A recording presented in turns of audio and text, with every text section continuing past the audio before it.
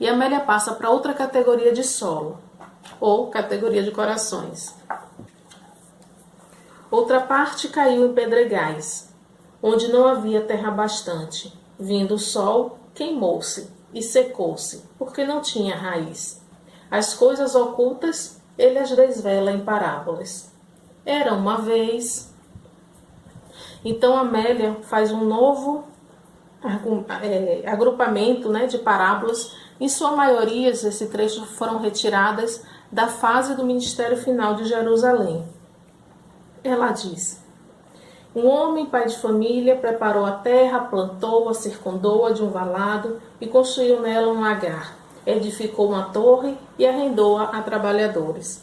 À época dos frutos, mandou buscar a parte que lhe pertencia. Os poceiros da terra mataram os primeiros servos. Os que vieram depois, e mesmo o filho do homem, os criminosos o mataram. Quando, porém, o dono veio... Aí faz uma pausa. O pai disse ao filho: vem trabalhar em minha vinha? Não quero. Mas arrependeu-se e foi. Chamado o segundo filho, este respondeu: vou, mas não ligou importância. O rei, chegando à ocasião das bodas do filho, mandou os servos convidarem amigos. Os amigos, porém, não quiseram ir. E ela narra um trechinho da parábola das bodas. 10 eram ao todo. 5 eram noivas loucas. Gastaram óleo e ficaram sem luz. Puseram-se a dormir. Ao chegarem os noivos, eram 5 noivas, virgens e loucas. Eu sei que és severo, amedrontado enterrei o seu talento, o que me confiaste. Mau servo, tome enquanto tem e dê-no a quem já o tem. Essas parábolas mostram muito da nossa invigilância. Chega a nós a oportunidade de ouvirmos a palavra, mas por ela não somos tocados. Então enterramos os talentos, ou negamos o convite às bodas, ou dormimos à espera do noivo, negamos o trabalho na vinha do Pai. A semente cai na pedra, mas não há umidade para germinar. Assim, o sol logo a seca. Nesse estágio, ouvimos a palavra de Jesus, mas nosso solo é pedregoso, nosso coração ainda está duro. Ainda. Prossegue Amélia. As melodias cantam no ar leve e transparente. E aqui eu queria fazer um parêntese, porque é algo muito recorrente nos textos de Amélia, essa analogia da melodia, do canto, da música com os ensinos de Jesus. Não temos como saber se Amélia achava que a docilidade de Jesus a ensinar soava como agradável música, ou se referia-se aos versos propriamente ditos, pois, como Haroldo Dutra bem comenta sobre uma pesquisa francesa que retraduziu os registros bíblicos do grego para a língua original de Jesus, ficou evidenciada a métrica na fala de Jesus. Ele falava em versos, falava como se cantasse. Esse estudo francês diz que, a depender do assunto tratado, ele utilizava determinado ritmo. Podia ser em compasso de 2, de 3, de 4 ou de 5. Por exemplo, se fosse fazer uma advertência sobre a vida futura, ele utilizava determinado ritmo. Se fosse fazer uma consolação, era em outro compasso. Fantástico, não é? Isso se perdeu ao longo das traduções. Mas é incrível pensar Jesus como um repentista celestial. Poesia e ritmo em suas falas. Mais para frente, Amélia dirá que Jesus falava com palavras simples e desataviadas, palavras da boca do povo. Afinal, ele utilizava de elementos do cotidiano dos seus ouvintes. Ele falava como todo mundo falava, mas ninguém falava como ele falava. Outra caiu entre espinhos, e os espinhos cresceram e sufocaram-na. Quem põe uma candeia acesa sob o alqueire ou escondida? Uma figueira brava à borda do caminho foi solicitada a doação de frutos. Como não fosse ocasião própria de produzi-los, foi considerada inditosa. Respondeu-lhe o enfático doutor da lei, aquele que usou de misericórdia com ele. Vai e faz o mesmo, esse é teu próximo. Amigo, empresta-me 3 pães. Não me importunes. Levantar-se-á esse amigo para livrar-se do importuno. Dizem meu irmão que reparta seus bens comigo. Quem me pôs a mim por juiz ou repartidor de bens? Nunca te sente nos primeiros lugares sem que tenha sido mandado pelo seu anfitrião. Bom, aqui estão várias palavras ensinadas no período do seu ministério que ficou conhecido como No Caminho de Jerusalém. E aqui podemos perceber que a palavra, a semente, já consegue germinar, chega a emitir raiz, até mesmo consegue crescer um pouquinho, mas nosso coração, nosso solo, traz muitos espinhos. Então escondemos nossa luz embaixo de cestos, como a candeia sob o alqueire, ou vendo um homem caído e ferido, fingimos que ignoramos e passamos sem auxiliar. Negamos dividir o pão ao amigo faminto. Nesse estágio, somos como a figueira que não dá frutos. Os espinhos do egoísmo, da indiferença, da intolerância, da falta de caridade, da humildade, nos sufocam. E assim, perdidos nos valores transitórios do nosso dia a dia, perdemos a oportunidade de fazer a semente vingar. E outra caiu em boa terra e deu fruto, um a 100, um a 60 e outro a 30. Era uma vez. E segue uma nova sequência de trechos de parábolas.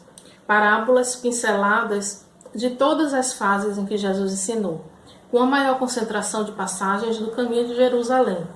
Mas aqui já podemos perceber que nesse estágio a semente enfim frutifica nos corações. Um credor tinha 2 devedores, e como ambos não pudessem lhe pagar, bem-aventurados aqueles servos, os quais, quando o Senhor vier, achar vigiando. Qualquer que não levar a sua cruz e não vier após mim, Pai, pequei contra o céu e perante a ti, já não sou digno de ser chamado teu filho. Faze-me como um dos seus jornaleiros. Trazei o melhor vestido e vestiu, pondo-lhes um anel na mão, alparcas nos pés. Este meu filho estava morto e vive, tinha se perdido e foi achado.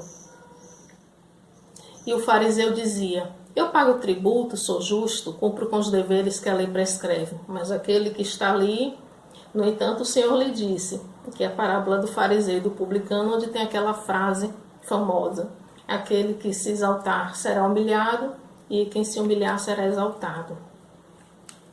Louvou o amo aquele mordomo injusto, por haver procedido prudentemente, porque os filhos desse mundo são mais prudentes na sua geração do que os filhos da luz. Granjeai, amigos. Quem é fiel no mínimo, também é fiel no muito. E a viúva dizia: faze-me justiça contra o meu adversário. Far-lhe-ei justiça, disse o juiz, para que ela não volte a me importunar. Deu-lhes 10 minas, parábola das minas. Havia um homem rico, a quem, depois de morto, Abraão disse, parábola do rico e do Lázaro, que é inclusive uma das poucas, se não a única parábola em que Jesus nomeia um dos personagens, né? O mendigo chamava-se Lázaro. Estes, os últimos, são os primeiros, e os primeiros serão os últimos. Quem tem ouvidos, ouça. Nesse estágio, nossos ouvidos já ouvem. Somos como o criado fiel que segue vigiando na ausência do Senhor, ou um pai feliz com o regresso do filho que havia ido embora, mesmo que tenha torrado toda a sua herança. Entendemos que a justiça divina não é a mesma que a de um juiz injusto para com a viúva. Compreendemos que a humildade leva à exaltação divina. Suplicamos a Abraão que não permita que nossos irmãos sofram os mesmos tormentos que nós já passamos. Enfim, a palavra nos alcança e encontra acolhimento. A semente cai em terra fértil e cresce, dá frutos. A quantidade de frutos vai depender dos cuidados, das condições fornecidas, mas a tendência é que a produção se torne maior a cada safra. Mais pessoas possam usufruir desses frutos com o passar dos tempos. a árvore pode enfim crescer. Com os frutos vêm novas sementes. Assim como Cristo, também nós podemos ser semeadores de sua palavra, se tivermos o coração fértil. Fazendo um resumo de tudo isso, não temos como não ver alguma semelhança com a escala espírita que Kardec nos apresenta no Livro dos Espíritos, porque a verdade é uma só. Mas Jesus, naquela época, não podia tratar de alguns assuntos que não estávamos preparados para entender. Mas ele prometeu que o Pai mandaria o Consolador para lembrar e detalhar seus ensinamentos. E no livro 3º do próprio Livro dos Espíritos estão as leis morais, onde a lei do progresso diz que fatalmente todos nós progrediremos, cada qual no seu tempo, mas sempre para o alto e avante, como nos ensina o irmão Jerônimo. Se um dia tivermos o coração impermeável à palavra de Jesus, como a semente à beira do caminho, como um espírito de terceira ordem, um dia chegaremos a produzir mais de 100 frutos, como um espírito de primeira ordem, como o próprio Jesus, nosso modelo e guia, e invariavelmente o nosso destino. Leve o tempo que precisar levar. Amélia encerra o capítulo dizendo: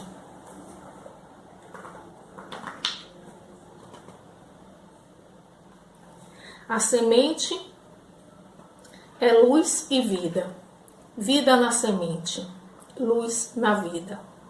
O bom pastor, Jesus, dá a vida pelas suas ovelhas, nós.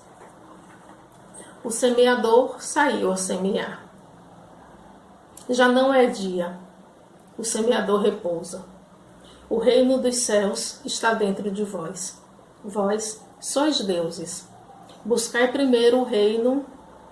Quando eu for erguido, atrairei todos a mim. A madrugada da era nova raia. O semeador foi erguido numa cruz. Rasgados, os braços atraem, o coração aguarda. Caminham para a vida, o semeador. O semeador espera.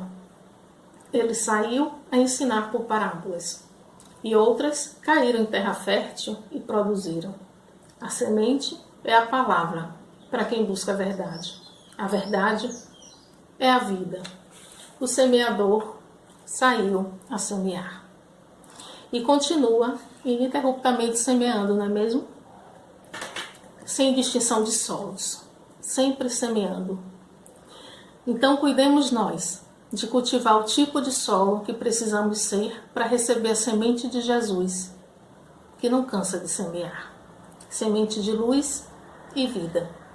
Para quando cair em nosso coração fértil, possamos produzir frutos de luz e de vida. Jesus aguarda por nós e confia em cada um de nós, porque só semeia quem confia na colheita.